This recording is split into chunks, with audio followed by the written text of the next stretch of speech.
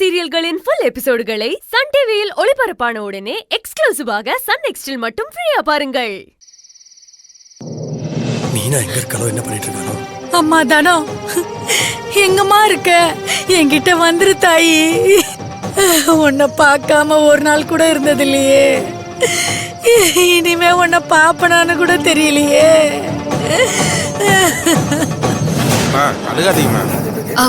அண்ணா ஒரு நிமிஷம், இந்த போட்டோல இருக்கிற பொண்ணை எங்கேயாவது பாத்தீங்களா? பாக்கலமா. கொஞ்சம் நல்லா பார்த்து சொல்லுங்கண்ணா. இல்லம்மா, தெரியலமா. வேற யார்கிட்டயாவது கேட்டு பாருங்க.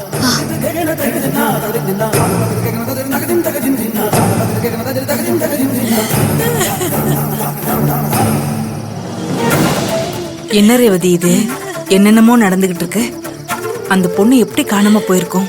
தொலைஞ்சிருச்சுன்னு சொல்றாங்களே. தொலைஞ்சிருந்த பிள்ளைய கண்டுபிடிச்சிடலாம். ஒருவேளை கடத்திட்டு போயிருந்தா? இவ வேற ஒருத்தி. நாமளே அந்த பொண்ணு கிடைப்பாளா மாட்டாளான்னு தவிச்சுக்கிட்டு இருக்கோம். இவ அந்த பொண்ணை கடத்திட்டு போயிருப்பாங்கன்னு வேற சொல்றா பாத்தியா? கடத்திட்டு போயிருப்பாங்கன்னு நான் சொல்லல.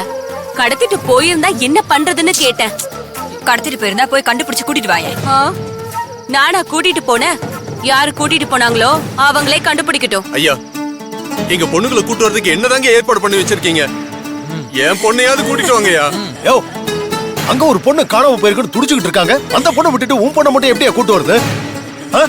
உன் பொண்ணு கிட்ட தான் போன்ல பேசணும்ல, வேற என்ன வேணும் உனக்கு? அதுக்காக என் பொண்ணை எப்ப கூட்டிட்டு வரீங்களோட கேட்க கூடாதா? நீங்க போலீஸ் கிட்ட தான் மீனா டீச்சர் சொன்னதை கேட்டீங்கல்ல.